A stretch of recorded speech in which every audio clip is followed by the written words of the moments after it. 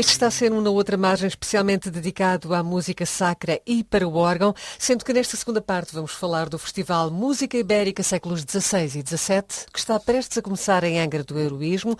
Arranca no próximo sábado e vai se desenvolver até 5 de agosto. Um dos responsáveis artísticos por este festival é o musicólogo e músico Luís Henriques, que está ao telefone, açoriano. Boa tarde, Luís Henriques, viva. Começo por me falar sobre a gênese deste festival que, segundo creio, se realiza pela primeira vez em Angra do Heroísmo. É assim? Exatamente. Boa tarde, Manuela. Isto é um festival que nasceu de um outro festival que ocorreu cá nas igrejas da cidade de Angra há 2 anos, portanto em 2010, e que foi dedicado só à música ibérica para o órgão. Portanto, na edição deste ano resolvemos, para além da colaboração do órgão, também incorporar, portanto, polifonia vocal de compositores portugueses. E, portanto, os concertos desenvolvem-se como, digamos, há um molde comum ao longo de todos estes 1, 2, 3, 4, 5, 6, 7 concertos, em que se ouve parte do programa comum, um corpo comum a todos eles, com algumas outras obras que vão variando de concerto a concerto, não é assim? Exatamente. Portanto, o programa vocal é um programa fixo, que se irá repetir, portanto, durante os concertos.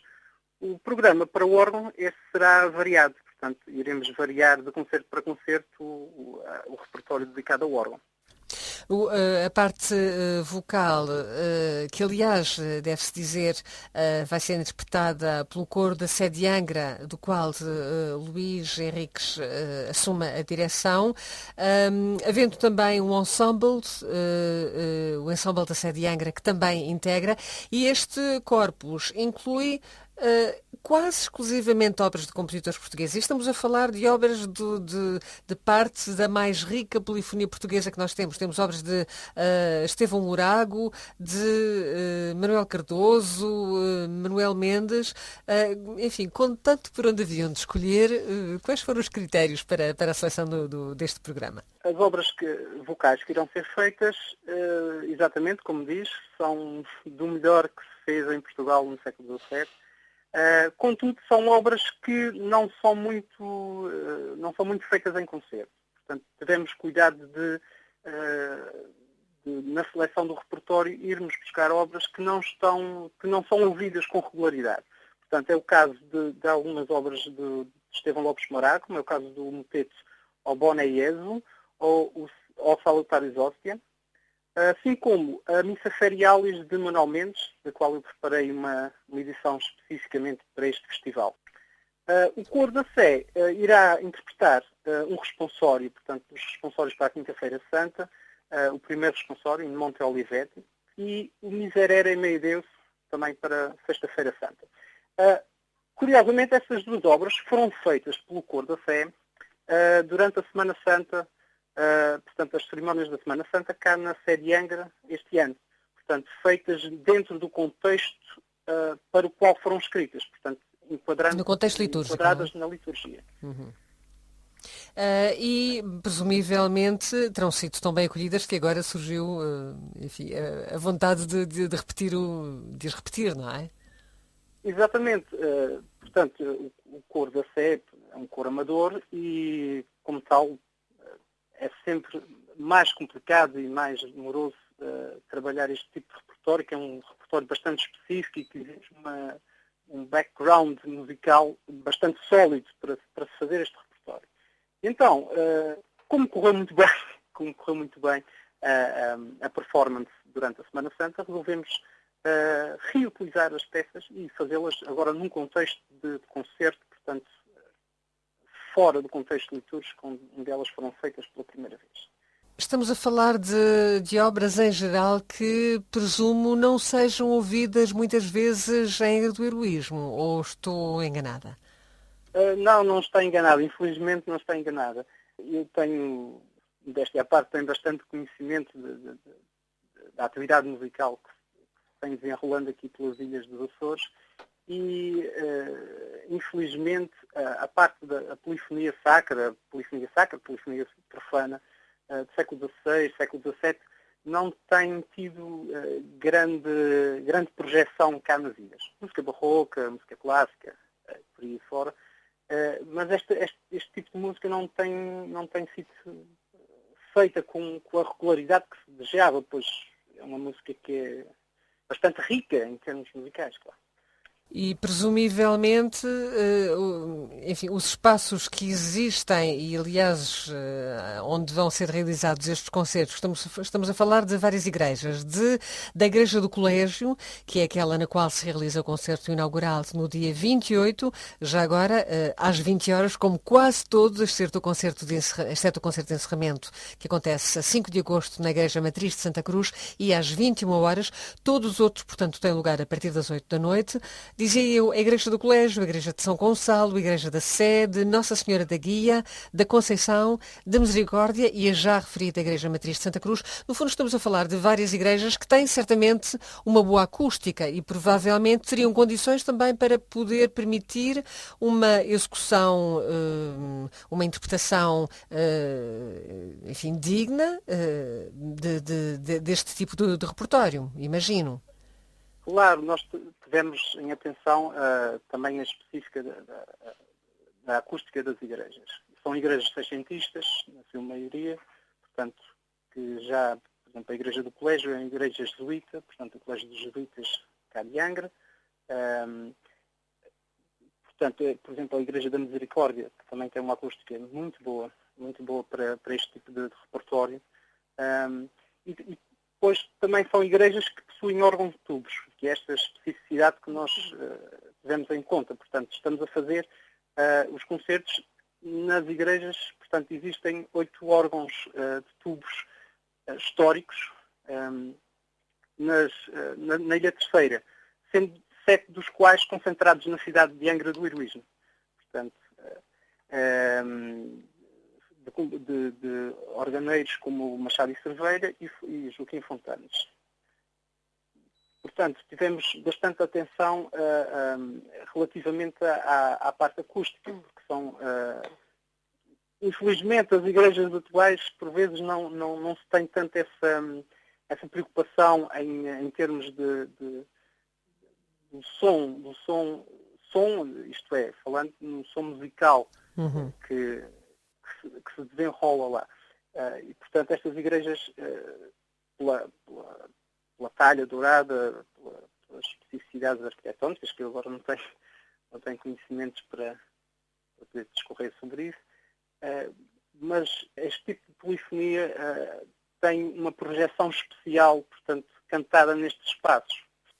E presumivelmente as condições também serão muito boas para a prática musical nos órgãos que estão instalados, como disse, estes órgãos de tubos, estes órgãos históricos. Pergunto-lhe se existe uma prática recorrente de utilização destes órgãos. Existem concertos com alguma regularidade nestas igrejas? Concertos de órgão, bem entendido.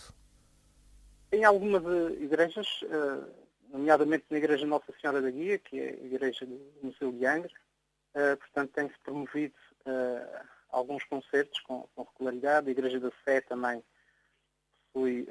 Outras igrejas não tanto, porque, como vê, são 7 igrejas, portanto 7 órgãos. É sempre, dada a dimensão insular, é sempre um pouco complicado de ter, portanto, esses 7 órgãos a funcionar com a regularidade desejada. E dada essa circunstância, tem sido possível manter estes órgãos a funcionar em devidas condições, uma vez que, pelo que depreendo das suas palavras, provavelmente nem todos eles serão tão tocados, tão manuseados como deveriam? Pois, em relação a isso é sempre um bocado complicado, não é? Ainda para mais que o clima cá na Ilha Terceira é um clima muito úmido, não melhor para a madeira, para os mecanismos do órgão, mas os órgãos encontram-se em razoável estado de conservação. Houve aí um processo de restauro durante a década de 90 portanto, portanto, a manutenção do órgão, o estado do instrumento tem sido acompanhado com bastante regularidade, penso eu. Falemos agora do restante programa. Já começámos por falar sobre o programa que vai ser interpretado pelo coro da Sede de Angra e também pelo ensemble da Sede de Angra, mas o que diferencia cada um destes concertos, e devo dizer, devo acrescentar que os organistas que vão tocar são Nelson Pereira e Ricardo Toste, o que distingue, portanto, cada concerto é exatamente o programa da música para o órgão. E aqui encontramos alguma música portuguesa, e vejo aqui, por exemplo, António Carreira, Pedro de Araújo, Frei Diego da Conceição, mas também vários outros compositores, essencialmente, predominantemente mais compositores espanhóis.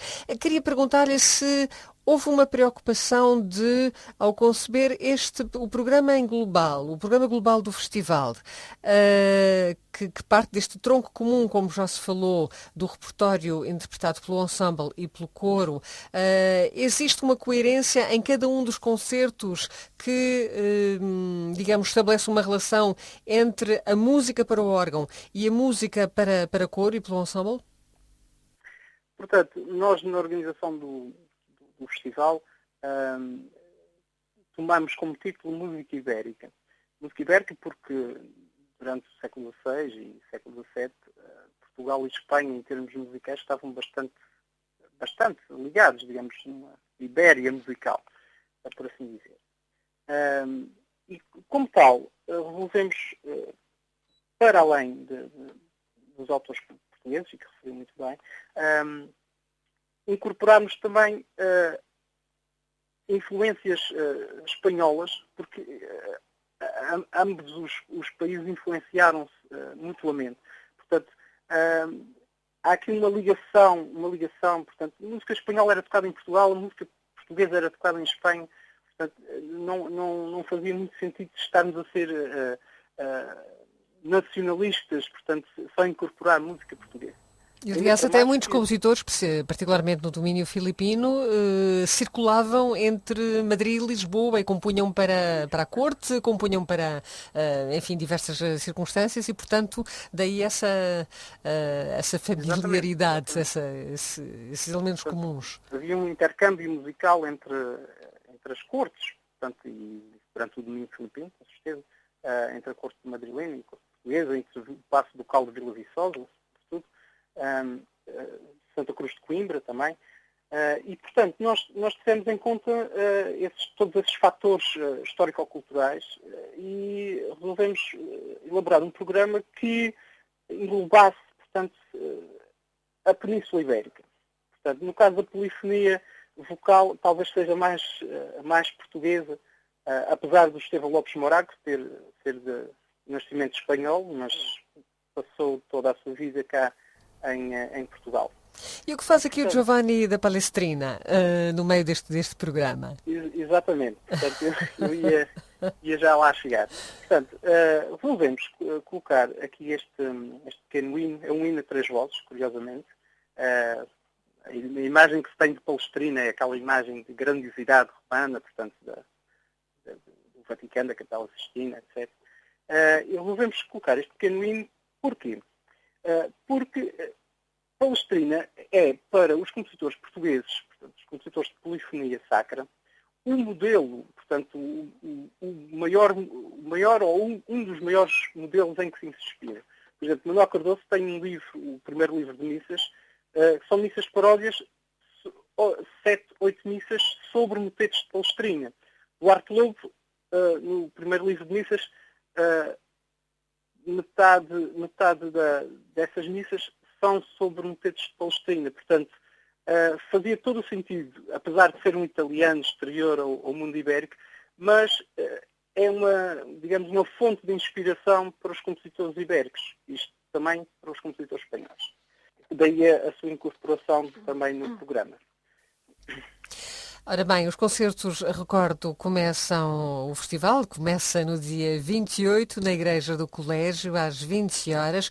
O festival decorre até 5 de agosto, com apresentação de programas diferenciados, embora com este tronco comum destas obras interpretadas pelo Ensemble da Sé de Angra e pelo coro da Sé de Angra, que vai ser dirigido pelo Luís Henriques. Pergunto-lhe, para terminarmos a nossa conversa, que espero venha a anteceder uma outra, na outra margem, Luís, em que gostaria de, daqui por alguns tempos, falar um pouco sobre os diversos trabalhos de investigação que o têm feito ressuscitar, digamos assim, muitas obras que têm estado escondidas em arquivos. Para já, há projetos para que este festival venha a ter sucessores? Pretende-se que esta seja uma primeira de muitas edições? Pois, nós esperamos sempre que assim seja. Portanto, claro que ainda é muito cedo para sabermos, e dada a conjectura económica em que vivemos, se será possível repetir, mas contamos que para o próximo ano, por esta altura, tenhamos a segunda edição deste festival. Portanto, estamos a trabalhar já para tentarmos pôr de pé a segunda edição, claro. Espero que isso venha a acontecer e para isso desejo os maiores sucessos para esta primeira edição do Festival Música Ibérica, séculos XVI e XVII, que se vai realizar em diversas igrejas de Angra do Heroísmo, com a coordenação artística de Duarte Gonçalves Rosa e com a direção de Luís Henriques, a quem agradeço a sua disponibilidade, Luís, e espero então muito em breve, em estúdio, pessoalmente, termos uma mais alargada conversa sobre os muitos projetos em que está envolvido. Muito obrigada, votos de sucesso, até à próxima. Boa tarde. Obrigado. Na outra margem, um passeio pela música erudita em Portugal.